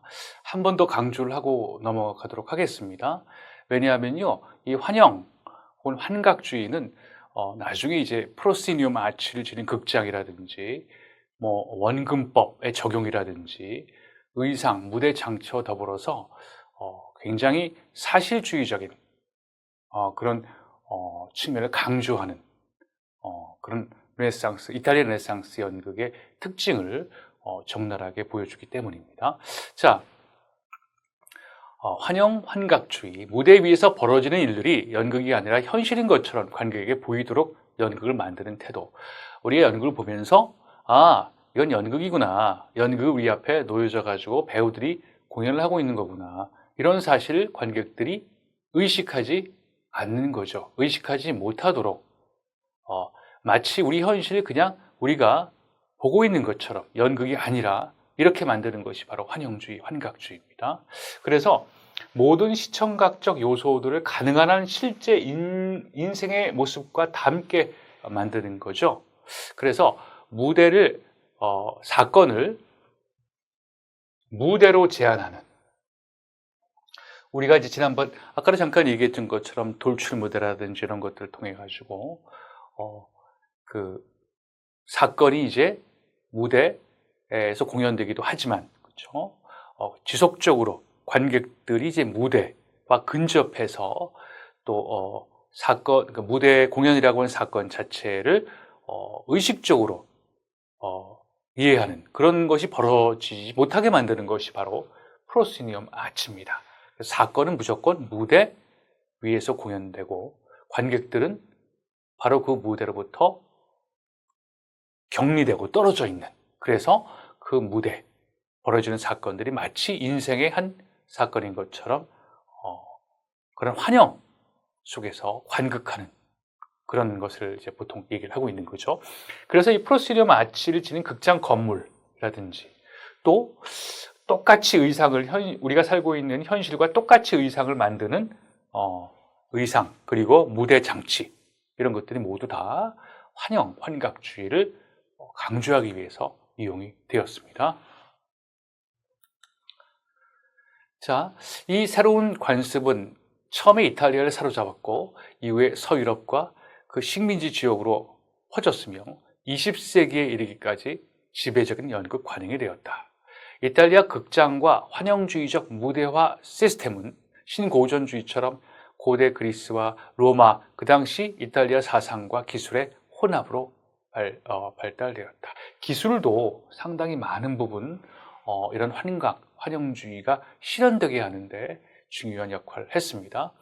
이탈리아 르네상스 초 필사본으로 존재했던 로마 시대 비트루비우스의 건축 작업이 인쇄되었습니다. 그래서 아까도 잠깐 얘기한 것처럼 로마 시대 때 이 건축가 이 작품이 인쇄술을 통해서 인쇄돼 가지고 실질적으로 무대 장치, 무대 배경을 보다 원근법에 맞게, 보다 환영주의에 맞게 설치하고 꾸미는데 굉장히 중요한 토대가 되었습니다. 그래서 반복적으로 이 비트루비우스의 건축 작업이 언급이 되는 이유이기도 합니다. 자, 환영주의와 원근법 무대 한번 그림과 함께 보도록 하겠습니다. 자, 무대에서 이 원근법을 통해서 깊이감이 확보가 됩니다. 그래서 실제라는 환영을 창조하게 되죠. 그래서 우리가 쉽게 얘기해서 2차원에서 3차원으로 간다고 생각합니다. 우리가 바라보고 있고 우리가 일상생활에서 우리가 느끼는 공간은 3차원적 공간인데 무대 위에서는 2차원적으로 지금까지 공연을 해왔단 말이에요. 그래서 현실 세계와 훨씬 더 가깝게 3차원적인 공간을 실현시키기 위해서 만든 것이 원근법입니다. 깊이감이 확보가 되는 이유죠. 그래서 실제라는 환영이 창조가 됩니다. 보는 사람으로부터 물체가 후퇴하는 소실점은 바니싱 포인트라고 그러는데 무대 디자인에서 거짓된 혹은 강요된, 왜 거짓되고 강요된이라는 표현을 썼냐면요, false라고 하는 건데 실질적으로는 그렇지 않습니다. 그렇죠? 무대 위에서 무대 뒷 배경이 원근법을 적용시켜서 만들면은 3차원적인 공간, 깊이감 있는 공간으로 보이지만 실제로 가서 만져보면 전혀 그렇지 않다는 거죠. 그런 의미에서 거짓된, 강요된이라는 표현을 쓴 거죠. 원근법의 핵심이다. 마치 이런 원근법 위한 무대 배경을 설치하고 보면 3m의 무대 깊이가 무려 30m처럼 보일 수가 있었다. 그래서 무대 위에서 깊이감을 확보할 수 있었다는 거죠. 그래서 배우가, 그런데 하나 재미있는 현상이 있습니다. 그 전에 이제 그림 볼까요? 자, 이것이 이제 무대. 무대에서는 여기서 공연을 하겠죠? 무대, 이 앞에서 무대에서 공연을 할 겁니다. 여기 이제 무대 배경 쪽을 이런 식으로 만들었다는 겁니다. 자, 마치 배우가 공연을 하면서 이 안으로 들어가면 끝까지 들어갈 수 있을 것처럼 보이죠? 실제로는 그렇지 않습니다. 심지어 배우가 요 근처에 쓰기만 해도 실질적으로 그려져 있는, 원근법을 적용시켜서 그려져 있는 건물을 난쟁이처럼 만들 수 있기 때문에 무대는 이쪽으로 들어갈 수 없을 뿐더러 이 앞에서 공연이 진행이 되어야 된다는 거죠. 그렇죠? 그래서 이제 거짓된, 강요된 원근법이라고 얘기를 하고 있습니다. 그렇죠? 그렇지만 나중에 어떤 그 평판들을 사용해가지고, 이런 평판들을 여러 개를 사용해가지고 이 평판 위에 다 그림을 그린 겁니다. 그림 그리고 그림 그리고 그림 그리고 이렇게, 그림 그리고 이렇게. 그래서 이것을 이제 원근법을 적용시켜서 소실점을 만들어 놓음으로써 깊이감이 있는 그런 공간을 만들어 내는 거죠. 이제 오른쪽 더 그림이, 이게 바로 이제 일종의 이제 평판들입니다. 그림 그려져 있는 평판들이죠. 이렇게 쭉 이렇게 늘어뜨려 가지고 마치 이렇게 보게 되면 이런 식의 그림이 만들어지게 되는 거죠. 그렇죠? 소실점이 길게 뒤에 가서 형성이 되고 있습니다. 다른 말로 얘기해서 그렇죠? 길게 공간감, 깊이감이 확보가 되는 겁니다. 이것이 바로 르네상스 이탈리아 연극이 만들어낸 하나의 성취라고 할 수가 있죠. 자, 더군다나 무대 앞부분의 바닥은 배우들이 사용하는 곳이어서 평면이었지만 무대 앞에서 뒤로 갈수록 상승하는 무대, 다시 말해서 지금 이 관객석이라고 보고 여기가 무대 부분입니다. 그렇죠? 무대가 이렇게 있고 조금 더 올라가 있죠. 이렇게. 그렇죠? 무대, 이게 앞면이고 무대 뒷면입니다. 앞무대에서 뒷무대로 갈수록 어떻게 됩니까? 상승이 돼 있습니다. 높아지는 거죠. 그렇죠?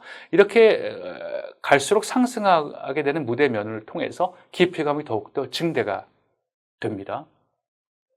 때로는 이제 이 프로시럼 아치디 무대만 때로는 이제 무대 전체에 경사가 있기도 했고, 이 무대 전체에 경사가 있기도 했고, 때로는 이런 방식으로 이 앞부분만 평평하고 뒤에 갈수록 경사가 있기도 했습니다. 어쨌든 간에 이런 이유는 무대의 깊이감을 만들어내기 위한 원근법적인 하나의 방식이라고 할 수가 있겠죠.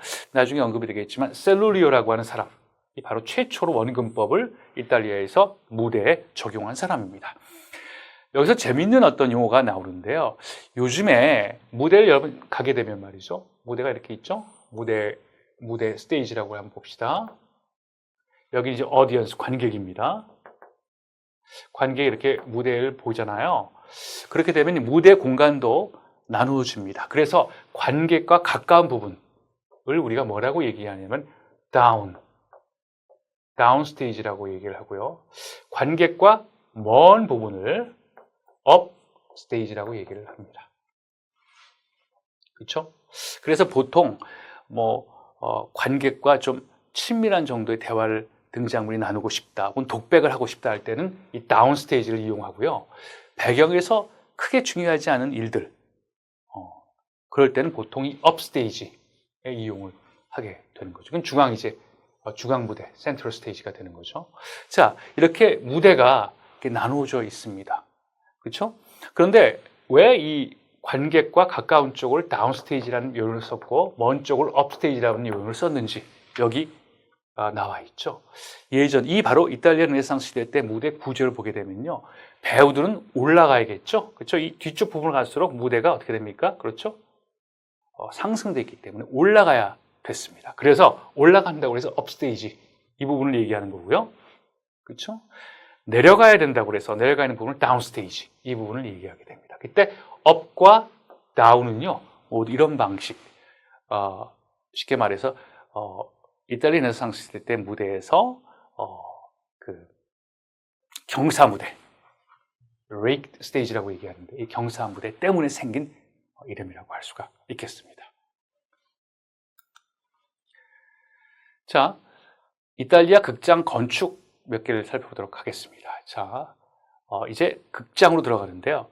자, 이탈리아 르네상스 극장은 모두 다 실내 극장입니다. 로마나 그리스는 근본적으로 다 실외 극장이었죠. 이탈리아 시대 때부터 어떻게 됩니까?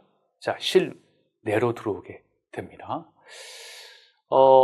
테아트로 올림피코라고 하는 극장인데요. 이탈리아 르네상스 극장 중 가장 오래된 극장입니다. 비첸자라고 하는 곳, 이탈리아 북부 지역입니다. 여기에 세워져 있는 극장이죠. 건축가 안드레오 팔라디오가 올림피코 아카데미가 있던 기존의 직사각형 건물에 맞춰서 디자인을 했습니다. 팔라디오는 로마의 건축가 비트루비우스의 저술에 많은 영향을 받았고요. 완공하기 전에 팔라디오가 사망하자 비첸초 스카모치가 완공을 시켰습니다. 그래서 준공 기념으로 오이디푸스 왕을 공연했죠. 자, 동일한 극장입니다. 로마 극장의 축소판으로 봐도 무방하죠. 실내로 들어온 로마 극장이라고 볼 수 있습니다. 실내이기 때문에 관객은 당연히 줄어들었겠죠. 300에서 400명 정도 수용이 됐고요. 극장 객석에는 스케나까지 이어지는 둥그렇게 굽은 벤치들이 마련되어 있습니다. 그 이제 뒤에 이 부분을 얘기하는데요. 나중에 이제 말 발굽 형식으로 이제 관객석이 형성이 됩니다. 자, 스케나란 말 다시 나오죠. 로마 시대 때 이 배경 건물입니다. 그렇죠? 이게 바로 스케나죠. 특히 앞부분, 이 전면 부분을 스케나 프런스라고 하는 거 기억이 나실 겁니다. 그래서 스케나까지 이어지는, 이렇게 스케나 부분까지 이어지는 그런 객석이 마련되어 있다. 말발굽 형태죠. 굽은 벤치, 반원형의 오케스트라 공간. 여기 보이지 않겠지만 이렇게 되는 반원형의 오케스트라 공간이 있죠. 스케나 전면에는 스케나 프론스죠. 넓이 21m, 깊이 5.4m 정도의 경사진, 아까 레이크 스테이지라고 했죠. 무대. 이 무대 자체가 이제 경사가 되어 있답니다. 뒤쪽으로 갈수록 좀 높아진다는 거죠. 그렇죠? 넓이가 21m, 그렇죠? 21m가 여기를 얘기하는 거겠죠. 길이. 폭이 이제 5.4m 되는 무대가 있다는 얘기입니다. 자, 로마 시대의 장식적인 스케나 프론스를 본따서 만든 무대 구조물, 정면 장식은요, 큰 길, 여기 보게 되면 큰 길이 지금 있습니다. 형성이 되어 있죠.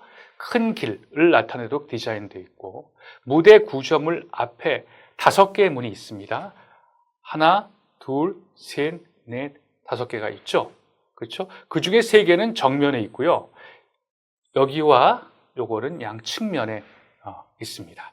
그리고 각각의 문에는 원근법이 적용되어 있는 무대 배경 경치가 있습니다. 요 안을 이제 각각을 들여다보게 되면 요거는 이제 정면이 잘 보이게 되어 있죠. 원근법이 적용된 무대 건물입니다.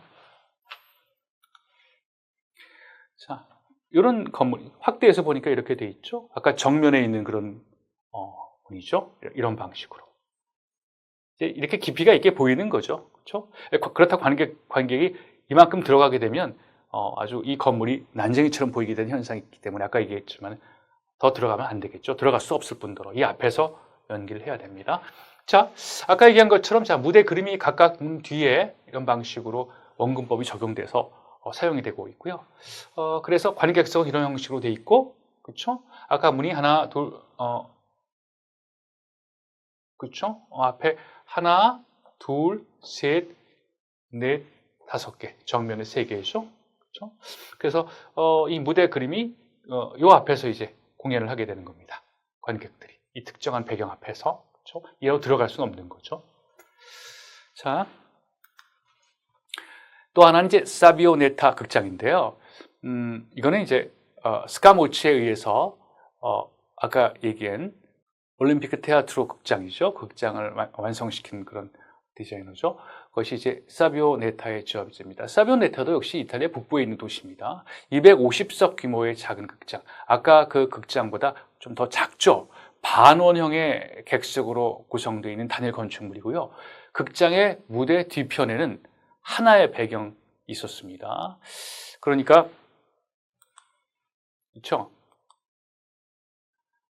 테아트로 올림피코 같은 경우는 배경이 무려 5개가 있었잖아요. 그렇죠? 사비오네타는 하나밖에 없었다는 얘기입니다. 자, 직사각형 건물 구조에 들어선 이 극장은 말구평 객석 가장자리를 삥 둘러 기둥들이 받치고 있다. 그래서 사비오네타 극장은 올림피코 극장에서 나중에 이제 프로시늄 극장, 전형적인 첫 번째 케이스가 되는 파르네세 극장으로 넘어가는 징검다리 역할을 하고 있다. 자, 이게 바로 사비오네타 극장입니다. 그렇죠? 관객석에서 보는 거예요. 이제 관객도 이렇게 말발굽 형태의 이 관객석에서 이제 보고 있죠. 여기가 무대입니다. 그렇죠? 무대. 자, 무대가 아까 얘기한 것처럼 그렇죠? 오직 하나, 정면 하나에만 원근법이 적용되어 있는 무대 배경 건물이 형성이 되어 있죠. 상대적으로 작은 그런 극장입니다. 자, 반대로 볼까요? 그렇죠? 무대에서 관객석을 보니까 이런 그림이 나오게 됩니다. 화려하죠? 이 뒤에 이제 이러한 기둥들이 받치고 있는 위에는 이제 아까 얘기한 것처럼 조각들이 서 있는.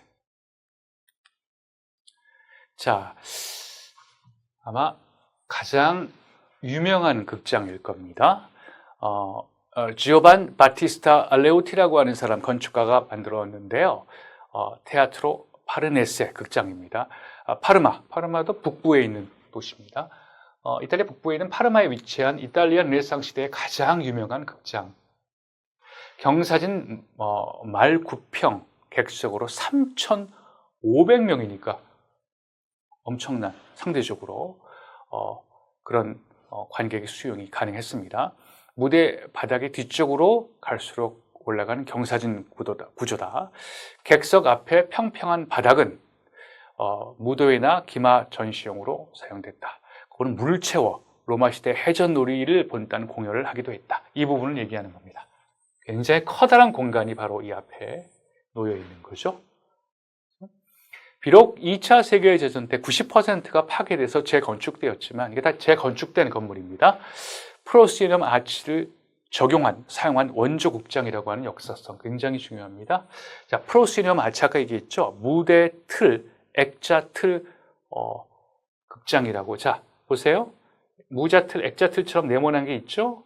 그리고 이렇게 아치형으로 이렇게 여기에 이제 대부분이 이제 그 커튼을 이렇게 내려치게 만들죠. 아치형으로 이렇게 만들어 놓은. 이게 바로 프로시니엄 아치라고 하는 겁니다. 자, 이거 아까 나중에 설명이 되겠지만 이렇게 만들면 이 액자 틀을 통해서 관객들이 보게 되는 거죠. 그렇죠? 아, 우리가 보고 있는 것이 실생활의 한 부분이구나. 그러니까 관객들과 이 무대는 그렇죠? 범접할 수 없는 경된 분리된 공간이라는 것을 보여주는 그러한 양식의 무대 건축이 되겠습니다. 자, 프로시니엄 아치 무대, 사진 틀 무대, 액자 틀 무대라고도 하는데 최초로 갖춘 혁신적인 극장이었다. 파르네세가요. 관객의 시각에서 보았을 때 아치형의 틀 안에 무대의 광경이 펼쳐지게 된다. 아치형의 틀 안에. 그렇죠? 이렇게 되게 되면 이제 이렇게 되는 겁니다, 실제로. 그리고 원근법이 적용되어 가지고 이렇게 만들어지게 되는 거죠. 이 안에, 그렇죠? 이 안에서 벌어지고 있는 무대에서 벌어지고 있는, 그렇죠? 광경이 벌어지고 아치형의 틀 안에, 그렇죠? 원근법이 적용이 돼 가지고. 자, 1730년대 오른쪽 그림은요, 완벽하게 차려진 무대를 보여주는데 무대 앞에 있는 사람들을 보게 되면 무대가 약 1.5m 정도 되는 높이임을 알 수 있다. 그렇죠? 이 무대 높이가 1.5라고 하는데요. 제 생각 때는 사람들이 조금 더 작게 지금 나와 있는 것 같아요. 이게 그림이기 때문에 약간의 오류가 있는 것 같긴 합니다. 자, 이 프로시니엄 아치 무대의 기능, 왜 이런 프로시니엄 아치 무대? 아까 얘기한 것처럼 그렇죠? 원금 화법의 효과를 극대화하기 위해서, 원근 화법의 효과를 극대화하기 위해서는 적절하게 관객들의 시야를 가려줄 필요가 있었는데 무대 옆이나 뒤에 소품 같은 것이 보이면 거리에 대한 환영이 깨지게 됐죠. 그래서 아까 얘기한 것처럼 배우들도 이 원근 화법이 적용되어 있는 공간에 걸어 들어가면 절대로 안 됩니다. 그렇죠? 관객들의 환영이 깨지기 때문에. 그래서 이 프로시니엄 아치를 적용시키게 되면 거기에 아까 얘기한 커튼을 늘어뜨리는 아치 부분이 있고 그 커튼 아치 부분을 통해서 그렇죠? 이 아치 부분이 되겠죠. 이 아치 부분, 이 뒷면에 무게 장치들이 지금 다 숨겨져 있는 겁니다. 그렇죠? 그래서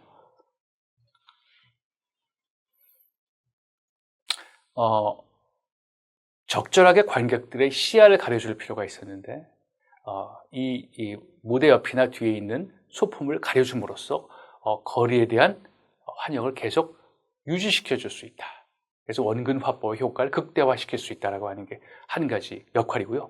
또 하나는 장면을 효과적으로 전환하는 기능이 있습니다. 장면 전환할 때 아치 모양의 틀 아까 봤죠? 기계와 특수 효과들을 은폐함으로써 연극의 마술성을 높일 수 있었다. 사실성을 부여하는 역할을 할 수 있었다. 그러니까 보고 있는 것이 극장이고 극장에 앉아서 연극을 보고 있다라고 하는 사실을 관객들로 하여금 계속 망각하게 하는, 현실을 우리가 들여다보고 있다는, 환영에 빠지게 하는 그런 효과를 보여주고 있는 거죠. 자, 근대의 여러 사조 중에 리얼리즘, 사실주의죠. 이 사실주의의 발전과 관련이 있다. 프로시니엄 아치 무대가요. 사실주의는 연극 무대에서 제4의 벽이라는 것으로 나타난다. 그러니까 나중에 우리가 공부를 하게 될 텐데요. 4의 벽 중 하나의 벽면을 살짝 들춰서 다른 사람의 생활을 엿본다는, 그러니까 다른 사람의 실제 삶을 우리가 엿보고 있다는, 그 환영에 빠지는 그런 것을 바로 이 프로시니엄 아치 무대가 가능하게 해줬다는 거죠. 자, 이 제4의 벽 이론은요, 나중에 우리가 공부를 할 기회에 좀 더 자세히 설명하도록 하겠습니다. 관객 속에도 변화가 생깁니다. 무대도 발전을 하게 되지만 관객 속에도 변화가 생기는데요. 이 프로시니엄 아치형의 상업적 극장, 오페라 하우스에서 더 많은 관객을 수용하는 것을 이제 목적으로 하게 됐습니다. 그래서 크게 봤을 때 세 부분으로 나눠져 있습니다. 피트석, 갤러리석, 박스석인데요. 피트석은 관객들이 서서 구경하는 그런 오픈되어 있는 공간이고요. 갤러리석은 위층에 계단식 배치로 되어 있는 관람석입니다. 나중에 이제 그 다음 PPT에서 여러분에게 설명을 할 예정인데요. 이 두 부분은요, 굉장히 자유로운 분위기에서 그걸 볼 수 있고요. 또 굉장히 저렴한 그런 좌석입니다. 반면에 박스석은요, 벽면을 따라 배치되고 칸막이로 나눈 관람석입니다. 상류층을 위한 공간이고 고가의 좌석이죠. 그래서 피트석, 갤러리석, 박스석의 좌석 배치와 프로시니엄 아치 무대를 갖춘 극장은 향후 300년 동안 서양 연극의 기본이 되는 극장 모델이 되어 왔습니다. 자, 그림을 한번 볼까요? 오른쪽은 좀 재미있게 만든 그림인데요. 관객들이 다 있습니다. 근데 이제 반드시 이런 형태는 아니지만 나중에 설명을 하겠지만, 자, 피트석은요, 아까 얘기한 것처럼 그렇죠, 가장 저렴한 그런 공간이죠. 관객들이 서서 관람하는 피트석에 서 있는 관객들 모습이고요. 자, 박스석은 아까 얘기한 제일 고가라고 그랬죠. 칸막이가 되어 있는 사적인 어떤 그 공간이기도 합니다. 자, 이렇게 칸막이가 되어 있죠. 칸막이가 되어 있는 사적인 공간입니다. 벌써 옷 입는 거에서부터 벌써 계급적인 어떤 차이를 볼 수 있는데요. 이쪽은 귀족이나 상류층들이 보는 공간입니다. 그다음 갤러리석, 아까 얘기했죠. 갤러리석입니다. 여기는 이제 박스석처럼 형성되지 않고 있고 위에서 그냥 일반 사람들이 보는, 계층적으로 봤을 때도 귀족이 아닌 사람들이겠죠. 일반 평민이겠죠. 이 사람들이 지금 여기서, 자, 이 사람들의 태도라든지 뭐 이런 것들을 재미있게 캐리케처식으로 지금 형성이 되어 있습니다. 이걸 좀 더 입체적으로 보게 되면 바로 이 그림이 되겠는데요. 여기가 무대죠, 그렇죠? 자, 여기에 지금 사람들은 다 어떤 사람들이냐면, 그렇죠, 피트입니다. 피트석이죠. 그래서 이 사람들은 서 있는 사람들이고요. 그리고 자, 이쪽은 이제 갤러리와 박스석이 같이 나와 있는데, 자, 특히 무대 안까지 들어가서 이렇게 형성되어 있는 이 지역은 굉장히 비싼 공간입니다. 무대가 근접해 있고요. 사적인 공간이 만들어지는 거죠. 이건 전형적인 이 공간은 아까 얘기한 것처럼 박스석 공간이고요. 여기서는 명확히 지금 보이지 않지만 이런 공간입니다. 이렇게 나눠져 있죠. 잘 보면 나눠져 있습니다. 이렇게 각 나눠져 있는 이 공간이 아까 얘기한 것처럼, 그렇죠? 갤러리, 아니 박스석 공간이고요. 귀족들이, 이 위부터는 사실상 갤러리석입니다. 그렇죠? 여기서는 이제 칸칸이 나눠지지 않고 있고요. 사람들이 아까 얘기한 것처럼 이런 식으로 긴 벤치에 앉아서 보거나 또 어떤 사람은 서가지고 볼 수도 있는 그런 공간입니다. 갤러리석입니다. 이렇게 피트석, 박스석, 갤러리석의 형태로서 관객석이 만들어지기 시작했습니다. 장면 디자인 영역에서 혁신적인 사건이 아까 얘기한 원근법인데요. 그렇죠? 비트루비우스의 건축, 재발견이 고무되어서 15세기 초 원근법은 무대 디자인 분야의 많은 학자들의 논의 대상이 됐다. 이탈리아 화가이자 건축가, 디자이너인 아까 얘기한 것처럼 세바스티아노 세룰리오는 무대 디자인의 원근법을 처음으로 도입한 사람입니다. 세룰리오의 초상화가 보이고 있습니다. 로마 극장에 관한 비트루비우스의 저작과 원근법에 대한 르네상스적 관심을 결합해서 각각 희극, 비극, 희극, 전원 목각에 적합한 이상적인 무대 장치를 구하는 사람이 세룰리오였다. 세룰리오의 장면 디자인은 향후 100년간 유럽 극장에 영향을 미쳤다. 어떻게 했는지 잠깐 볼까요? 그렇죠? 비극 공연을 위한 배경이 바로 이렇게 되어 있습니다. 뭐 궁궐이라고 그러는데요. 그렇죠? 궁궐 주변의 거리 이렇게 만들었고, 이건 희극입니다. 뭐 저자거리겠죠. 그렇죠? 일반 백성들이 거주하는 거리입니다. 그렇죠? 그리고 또 하나 재미있게 전원 목각에 보이는 이런 배경이죠. 숲속으로 만든 배경. 이런 방식으로 나누어서 장면 디자인을 원근법을 적용해 가지고 만든 사람이 세룰리오입니다.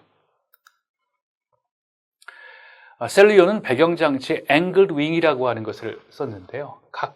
각이 만들어지는 이제 날개인데요. 정확히 얘기하면 화면부터 볼까요? 자, 이게 이제 관객석입니다. 이렇게 보고 있겠죠? 무대입니다. 그렇죠? 무대에 이제 무대 배경이 필요하겠죠? 그때 이런 윙 보게 되면 이런 평판으로 만들어진 윙을 세우게 됩니다. 요것이 이제 무대의 하나의 배경으로 이제 기능하게 됐죠. 그런데 이 평판이라고 하는 것이 이렇게 각도가 있습니다. 이렇게 다시 볼까요? 각도가 있죠? 이렇게. 여기 이제 각도가 있기 때문에 angled라고 하는 표현을 씁니다. 그렇죠? angled wing이라고 하는 것은 각진 측면 날개 구조물이다. 짝을 이루는 평판. 각각 이제 짝을 이렇게 됐죠. 이 평판, 이렇게 이런 식으로 나무틀을 감싼 천에 그림을 그렸다는 거죠. 그 평판 위에 구성되어 있는 무대 장치를 바로 이제 angled wing이라고 하는데요. 원근 화법으로 채색되어 있는 고정 배경막을 말합니다. 그렇죠? 여기에 다 그림을 그렸고 원근 이렇게 이제 그림을 그린 것들이 이렇게 형성이 되어 있잖아요. 그렇죠? 그럼 이제 쭉 늘어놓으면 어떻게 되냐면 원근법이 적용되는 무대 배경이 되는 거죠. 그렇죠? 그래서 각각의 윙들이 집의 그림, 3차원적 장식으로 치장이 됐다. 이렇게 볼 수가 있습니다. 이제 각진 평판들, 아까 얘기한 이 평판들입니다. 이게 그렇죠? 이 평판 위에다 이제 그림을 그리는 거죠. 이렇게 여기다 그림을 그립니다. 그렇죠? 그림을 그려가지고 늘어놓으면 아까 얘기한 것처럼 무대 배경이 되는 거죠. 자, 이거는 이제 각진 평판들 정적인 무대 장치로 배열한 모습인데요. 정적인 무대 장치 체계를 발전시킨 이탈리아 예술가들은 거의 동시에 그 장치에 움직임을 주고 무대 장치를 옮기고 장소에 빠른 전환을 도모했다. 이렇게 세워만 놓으면 다음 장면으로 가서 무대 배경이 변할 때 따라갈 수가 없습니다.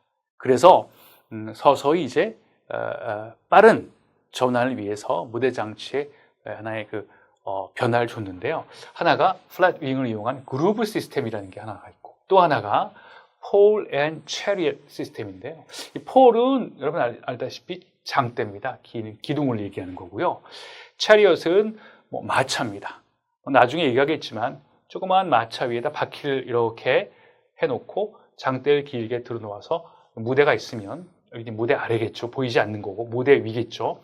여기다가 이제 아까 얘기한 것처럼 그림을 그려놓죠.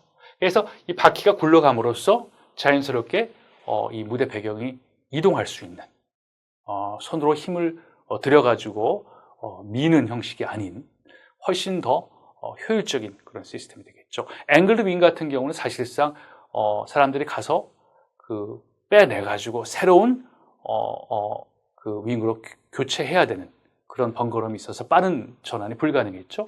그것을 조금 발전시킨 게 그루브 시스템이고 조금 더 발전시킨 게 그게 폴 앤 체리엇입니다. 자, 그루브 시스템은요. 지금 이제 화면에서 보이는 관객석입니다. 그렇죠? 이게 아까는 평판들이에요. 평판들이 이렇게 돼 있죠. 그래서 이것은 아까 얘기한 것처럼 평판들을 쌓아놓는 그런 공간들입니다. 그래서 이 평판들 하나씩 빼가지고, 그렇죠? 하나씩 빼가지고 이렇게 이 위에 그림을 그린 평판들이죠. 맨 뒤에 있는 이 부분까지 여기서 보게 되면 아까 얘기한 것처럼 무대 배경이 만들어지게 되는 거죠.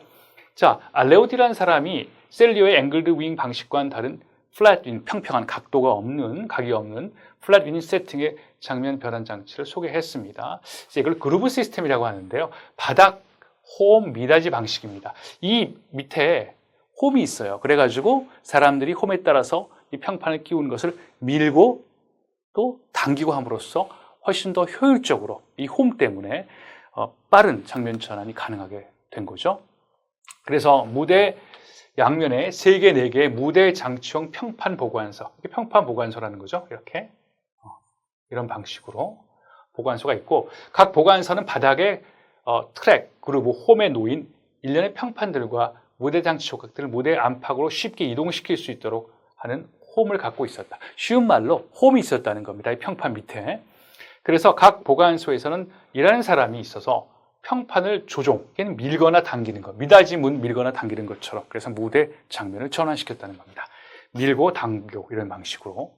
그래서 평판은 단일 소실점 원근법으로 작화돼 그림이 그려져 있었으며 무대 뒤에는 또 다른 더 큰 평판 세트는 셔터 이 부분입니다. 굉장히 커다란 셔터. 그래서 이 각 부분이 이렇게 무대 위로 당겨지고 이렇게 이런 형식으로 해가지고 전반적으로 봤을 때 하나의 커다란 소실점이 형성이 된 커다란 하나의 무대 배경이 만들어지는 거죠. 무대 중앙에 만나서 환영을 완결했다. 자, 폴 앤 체리엇 시스템은요, 이 토몰리라고 하는 사람이 만들었는데요. 이 사람은 어떻게 만들었냐면 기계장치를 이용을 했습니다. 기계장치라는 건 대단한 건 아니고요. 이 플랫 윙들을 기계장치를 이용해서 한꺼번에 움직여서 장면을 변환시킵니다. 힘도 덜 들고요. 또 훨씬 더 신속했죠. 아까 얘기한 것처럼 작은 바퀴가 달린 마차, 이것을 이제 체리엇이라고 얘기를 하는 거죠. 이 부분을 얘기합니다. 자, 작은 바퀴가 달린 마차죠. 마차 여기도 있고 여기도 있네요. 그렇죠? 요 위에 뭐가 붙어 있냐면 높은 기둥이 있습니다. 이렇게 기둥이 있죠? 기둥이 있습니다. 여기도 마찬가지죠. 이 부분이 이제 무대 관객들이 볼 수 있는 건 이 부분만 볼 수 있는 거고요. 이 부분은 사실상 그 밑에서 가려진 채 진행이 되는 겁니다. 그래서 이 기둥이 이렇게 있고 기둥 위에는 그림 그려져 있는, 그렇죠? 그림이 여기서 그림이 그려져 있는 그런 그 배경을 형성하고 있는 거죠. 그래서 이 풀리 도르래 같은 걸 이용해 가지고요, 이렇게 이용해 가지고 이 마차를 움직이게 합니다. 그래서 위에 있는 이 기둥이죠. 기둥에 그려져 있는 그림 같은 것들 이 움직여가면서 무대 배경이 신속하게 전환이 되고 이런 것을 우리가 알 수가 있습니다. 그렇죠? 자, 이거는 또 하나의 폴 앤 체리 시스템 중에 하나의 변형된 형태인데요. 절단된 플랫이라고 하는데, 플랫은 평판을 얘기하는 겁니다. 이 평판을 절단시켰어요, 조금씩. 그래가지고 뭐처럼 만들었냐면 나무처럼 이게 평판을 절단시켜가지고 그 위에 그림을 채색을 한 겁니다. 그렇죠? 여기는 무대 바닥이고요. 그렇죠? 마차들은 열심히 굴러가겠죠. 그래가지고 아까 얘기한 것처럼 전원 목가극 이런 형태면 이제 숲이 필요할 테니까, 나무가 필요할 테니까 이런 방식으로 마차를 도리를 이용해가지고 풀리를 이용해가지고 빨리 이동시킴으로써 기둥에 있는 이 평판이 이동하면서 새로운 무대 배경을 이루게 만드는. 그래서 3차원적인 나무 숲 등을 효과를 나타내는데 이 cut out flat, 그래서 절단된 플랫이 사용이 됐습니다. 토렐리는요, 국제적 명성을 얻어서 1645년 이태리 사람인데 프랑스 왕실에서 후원하는 오페라 무대 장치를 위해서 파리에 초청되기도 했습니다. 자, 이게 이제 토렐리의 이 무대 장치 화려하죠. 엄청나죠. 실제로 이만큼 깊은 공간이 있는 건 아니라는 건 내가 여러분한테 계속 설명을 했습니다. 그건 이제 원근법을 적용시켜가지고 만든 거고요. 그리고 이제 이런 것들은 나중에 다 보게 되면 아까 얘기한 평판이죠. 평판 위에 만들어진 그림들을 아까 얘기한 것처럼 폴 앤 체리엇이라든지 여러 가지 무대 기계를 사용해가지고 늘어놓는 겁니다. 이렇게 이런 식으로. 그래가지고 그림을 그려서 원근법식으로 이렇게 깊이감이 있는 무대를 만들어냈죠. 더군다나 위에는 이제 거대한 구름이라든지 환영 같은 것들을 만드는 굉장히 화려한 그런 무대 장치를 완성시킨 사람이 토렐리입니다. 그래서 토렐리는 17세기 프랑스 오페라라든지 연극, 무대 장치를 가르쳐주기 위해서 이태리 사람으로서 이태리 프랑스에 방문해가지고 굉장한 명성을 날렸습니다. 몇 가지 특수 효과가 있는데요. 요거는 이제 글로리스입니다. 글로리스라고 하는 건데 이거는 하늘을 나는 기계 장치인데요. 여러분 잘 보실지 모르겠지만은 여기서 사람이 조작을 하고 있어요. 그렇죠? 사람이 조작을 해가지고 이 커다란 이 풀리죠, 도래 같은 거를 작동을 시킵니다. 그래서 여기 구름이 보이죠? 구름을 매달아 놓은 게 있고 사람들이 보입니다. 그렇죠? 사람들. 그래서 구름들이나 사람들을 여기다 올려놓고 이 도리를 이용해 가지고서 무대 위로 상승하는 사람들이라든지 구름 같은 것을 보여주는 그렇죠? 더군다나 이런 하늘을 나는 기계 장치로 활용을 했고요. 글로리스가 바로 그런 거고요. 천둥과 바람 소리를 내는 원시적인 효과 음향을 사용하기도 했습니다. 스펙터클을 강조했던 르네상스 극장의 특징이라고 할 수가 있겠습니다. 이런 특수 효과들이요. 자, 조명도 있었는데요. 당연히 그렇죠? 실내 극장이죠. 그래서 인위적인 인공 조명 시설이 발전됐습니다. 그렇죠? 전형적으로 사용했던 것이 촛불입니다. 등잔불이죠. 동물의 기름 같은 것을 태움으로써 조명을 획득을 했는데요. 연기 그리고 그름 같은 것은 뭐 피할 수 없는 불편을 주었죠. 그럼 조명의 밝기는 어떻게 조정했느냐? 마찬가지입니다. 그림 보게 되면 이런 도료를 사용해 가지고요. 깡통입니다. 깡통이 조금 내려와 가지고 요만큼 촛불을 가릴 때, 그리고 완전히 내려가지고 완전히 가릴 때면 조명 명도가 달라지겠죠. 이런 방식으로 위아래가 터진 깡통을 촛불에 덮는 방식을 활용해서 제한적이나마 조도를 조절할 수 있었다고 합니다. 자, 이제 이탈리아의 연극 비평 이론 중에 중요한 몇 가지 사항을 검토해 보도록 하겠습니다. 신고전주의 사상에 이제 뿌리를 두고 있는 건데요.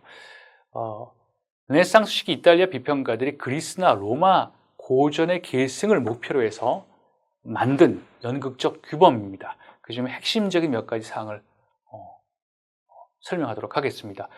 디코롬이라고 하는 건데요.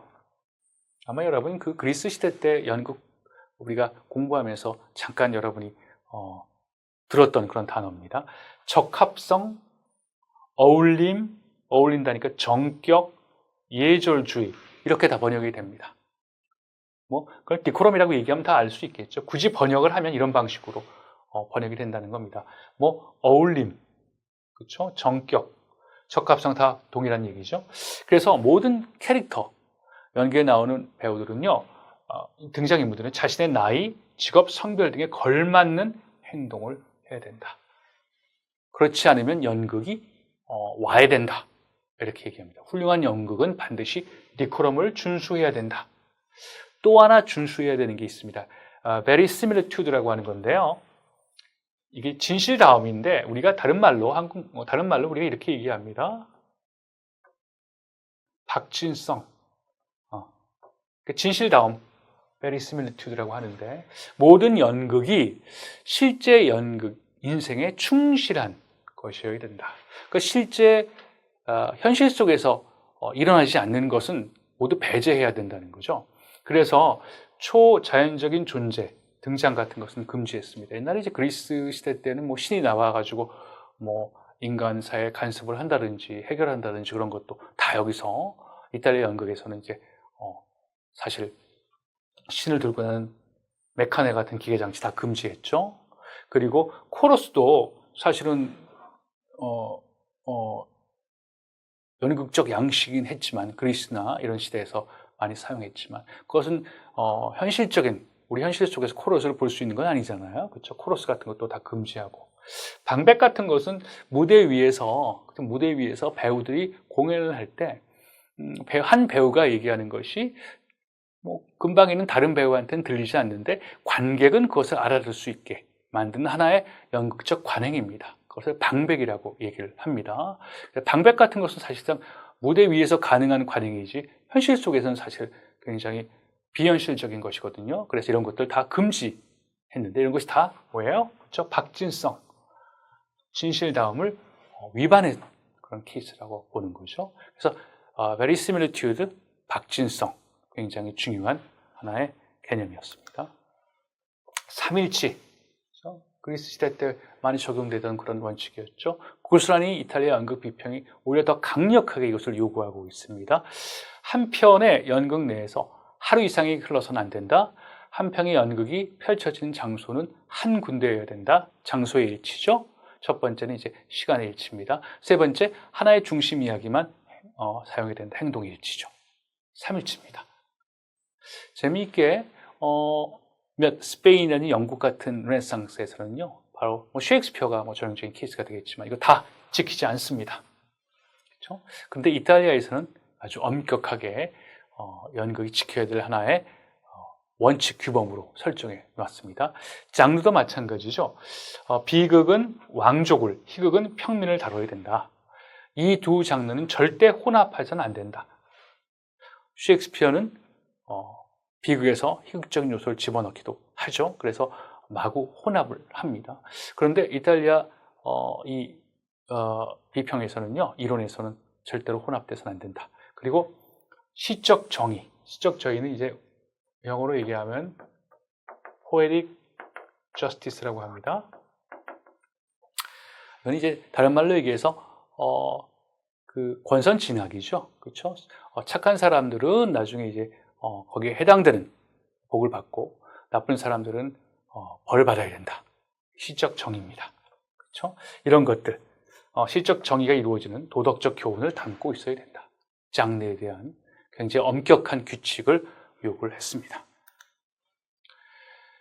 자, 이탈리아 극장 건축 중에 이제 신고전주의 이론가들의 영향력에 대해서 이제 정리를 한번 해보겠습니다. 이제 이 PPT와 다음 PPT는 이제 정리를 하고서 이탈리아 르네상스를 마감하는 그런 내용인데요. 신고전주의 이론가들의 영향력은요, 다음과 같습니다. 신고전주의 사상은 고전 연극의 원리를 밝히려는 욕망에서 비롯됐고, 신고전주의자들은 관객을 즐겁게 하는 동시에 도덕률을 가르친다. 그러니까 즐겁게 하지만 동시에 도덕률을 가리켜야 된다. 그것이 연극의 정당성을 부여해 주는 것이다. 이렇게 주장을 했습니다. 그래서 연극이 이런 도덕과 상관없이 존재한다. 이렇게 연극 자체로 존재한다는 생각이라든지 개별적 예술가의 표현이라든지 개념은 절대로 받아들여지지 않았습니다. 신고전주의 원칙들이 무시되는 나라도 있었다. 스페인과 영국의 경우는. 신고전주의 사상은 르네상스시기에 매우 중요한 영향력을 행사했다. 향후 수백 년 동안 첨예하게 논의될 극작술에 대한 규칙을 설정하는 초석이 됐다. 아까 얘기했던 데코럼이라든지요, 베리스메리투드라든지 장르 규칙 같은 걸 얘기하는 거겠죠.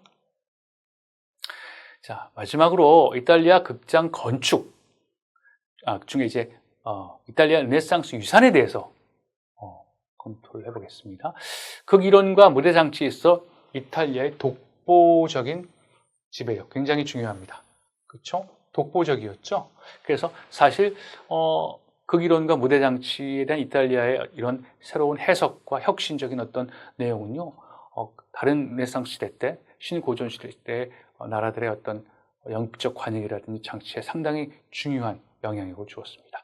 서양의 극장 대부분은 이탈리아 르네상스 시대에 고안된 건축술과 무대 디자인에 영향을 받았다.